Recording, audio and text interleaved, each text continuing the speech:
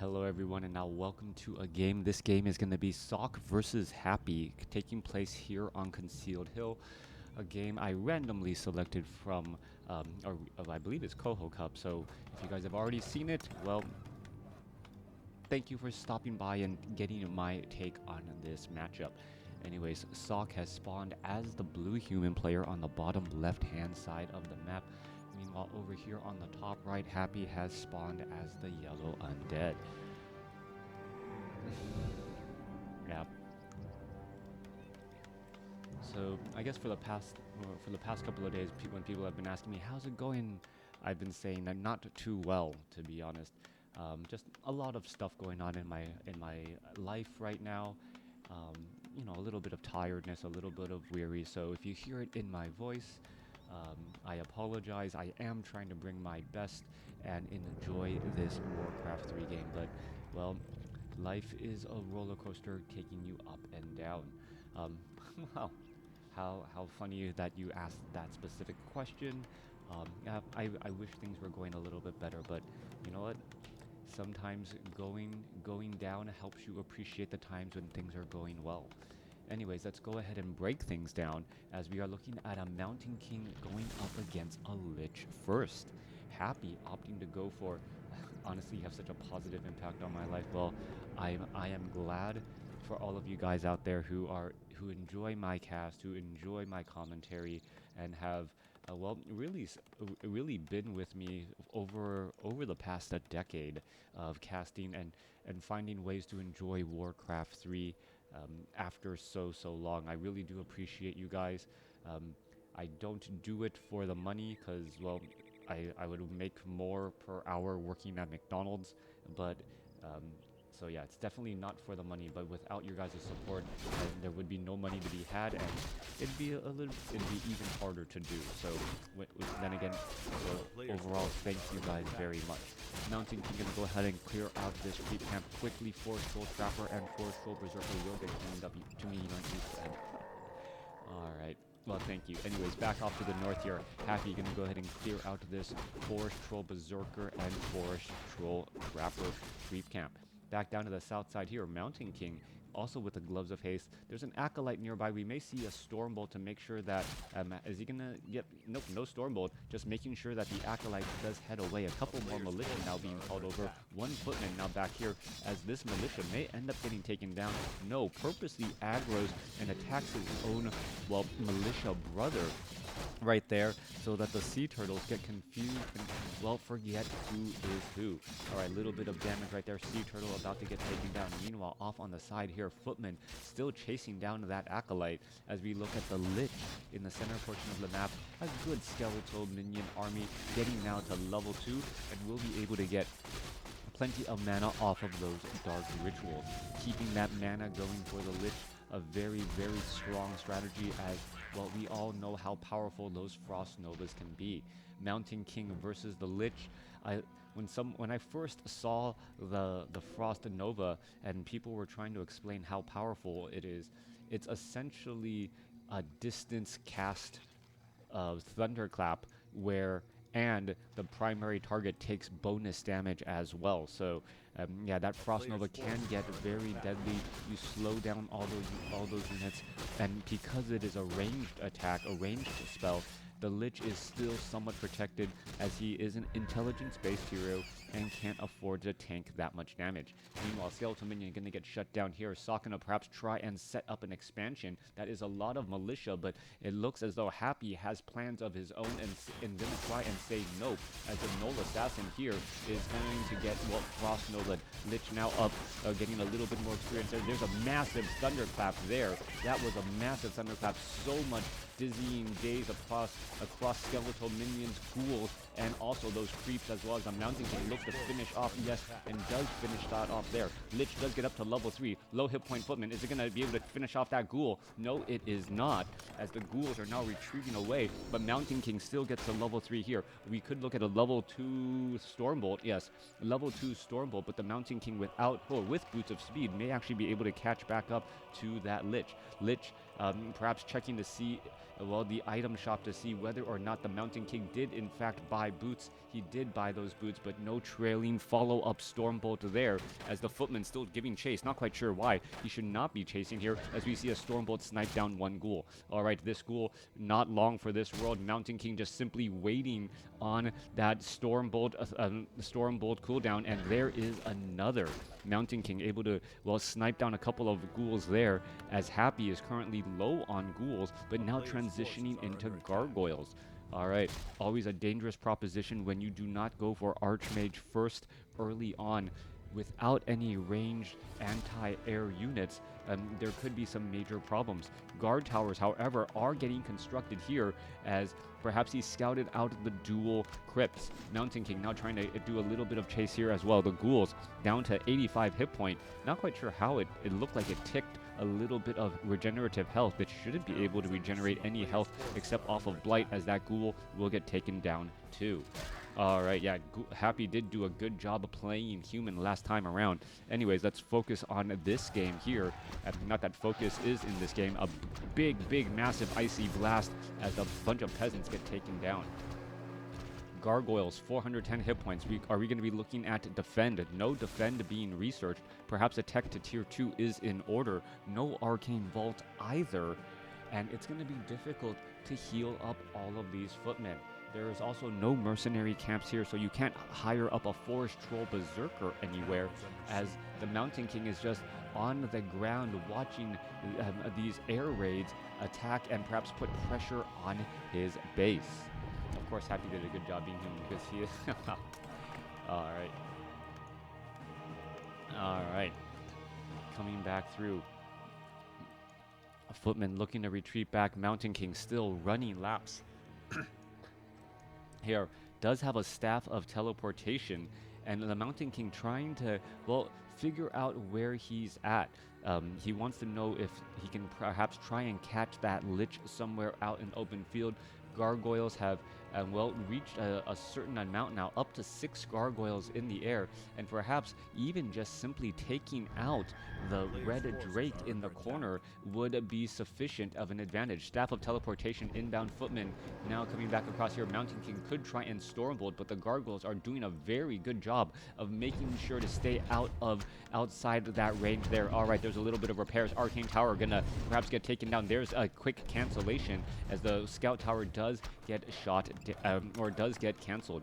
Blacksmith needs to get some repairs going or construction underway, as, well, riflemen are desperately needed. No masonry upgrade, as the gargoyles are still in position here. Happy, I do not believe he's adding to his... No, he is adding to his gargoyle numbers. Altar of Darkness not training up a Death Knight either. I'm not quite sure what Happy's follow-up plan is here. Harass with the gargoyles.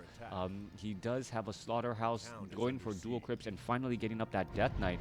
So perhaps he's just trying to extend his lead or slow down Sock's economic advantage, as we're going to see that Scout Tower quickly get cancelled from that upgrade, as you do not want to lose a guard tower while it's being upgraded, as it still gives experience to your opponent. Coming back through. Now, Lich, well, a little dark ritual dagger coming along, continuing to heal. Footmen were trying to get in a little bit of creeping away from all of the action, and instead find themselves on the receiving end of a Frost Nova. This is going to be some major losses here. 1 footman down, a 2nd footman down, a 3rd footman down, 4 footmen down, 4 feetmen, 4 footmen, there's 5, and suddenly this cleanup is absolutely huge. Cleanup at the Goblin Laboratory. Laboratory taking down nearly a half a dozen footmen, as the Death Knight now has a major, Death Knight comes out to the party wondering why he's been the primary hero after so many years. Alright, Rock Golem is going to get surrounded and get cleaned up here. Death Knight picking up a Potion of Greater Mana, also has a Rod of Necromancy, could use that charge quickly, as the cooldown is based on the hero, not the unit. Now, Sock looking to add in some workshops, desperately trying to get some flying machines, but this is a game of catch-up. He's trying to find the counter to what's been bothering him for so long. Malicious now coming back across here. Mud Golem gonna get taken down as well. No easy healing, as the Paladin is still not yet on the battlefield. Death Knight sits at level 2, picks up Scourge Bone Chimes. Gargoyles make short work of that red Drake here, and well, we could see him do a similar strategy, just clear out the opposite red Drake creep camp, pick up a powerful item, and well, try and push with a level 5 Lich and a level 3 Death Knight. That doesn't seem to be the case, though. He wants to try and perhaps clean up these fly machines before they reach massive numbers. Gargoyle is now trying to dive on in here. Arcane Tower onto the Death Knight as we see a bit of repairs here. Paladin Stormbolt, I believe he finished off one of those gargoyles as the Paladin now absorbing quite a bit of damage here. No easy way to keep him alive. Perhaps a potion of healing if the Arcane Vault is going to open in time. Reminds me of an old Mervin's commercial. Open, open, open, as the Arcane Vault, well, opens just in the nick of time to allow that Paladin to go shopping. Alright. Gargoyles, Death Knight, Lich. Red, well, still owning the skies. Happy still in the momentum lead, even though he is currently behind on bases. He has a level 4 Lich, level 2 Death Knight going up against a level 3 and a level 1 Mountain King Paladin combination. Alright, Goblin Laboratory has a little scout farm there. Fly machines trying to, well, trying to use those flak cannons, get a little bit of splash damage across all of those units, and well, purposely drawing the gargoyles away from the Death Knight, removing that unholy aura speed bonus. All right, a big frost nova there. There's a thunderclap. There's a potion of healing. There's a holy light trying to put pressure as the Paladin still backing away. Gargoyles continuing to engage here as the Death Knight, well, it takes a Stormbolt, but still seemingly okay as the Mountain King does not have enough mana. I do not believe, does not have enough mana to follow all of this up. Units are retreating back, 48 supply compared to 45. Sock has over 1,000 gold in the bank, now teching the tier 3. Meanwhile, well, more flying machines are getting added. Sock has to be careful with his flying machine numbers. The flying machines are incredibly useful against those gargoyles, and that is it. If he invests too much into these gargoyles, they will become a stagnant army, unable to, and just become a supply issue, well, taking a resource or precious supply cap. All right, both sides still fighting their way through. We're looking at low hit point flying machine, perhaps should be retreating back. Clarity potion and potion of mana here. Lich now going to try and test the waters. There's some more attacks and engagement. Again, there's a death blow. One gargoyle going to get taken down. Another gargoyle going to get taken down. Experience given to the Mountain King. There's a deny right there as the flying machine now looking to back away. Paladin now sitting at level 2, and in comes perhaps a big, well, Stormbolt, but the Death Knight still far enough back to be okay. Mountain King could come across with a Thunderclap to try and slow down all of these ghouls and these units there. There's another Stormbolt. No, going straight after the Death Knight, and a Thunderclap right there. Paladin with the Divine Shield able to retreat back out, and the Death Knight sniped down at level 2 as we're still looking at a little bit of fighting here. Mountain or Footman unable to return back home, but a beautiful, beautiful play by Sock.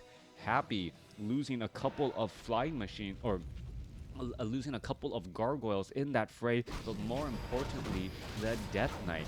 With this, though, the Lich is now going to get up to level 5. Dark Ranger and will get up to level 2 as the Dark Ranger is going to be, well, cranking out those skeletal minions for that Lich who now has had level 2 Dark Ritual. All right, hunting down the hunt for the Death Knight, leading in an implosion of light right there.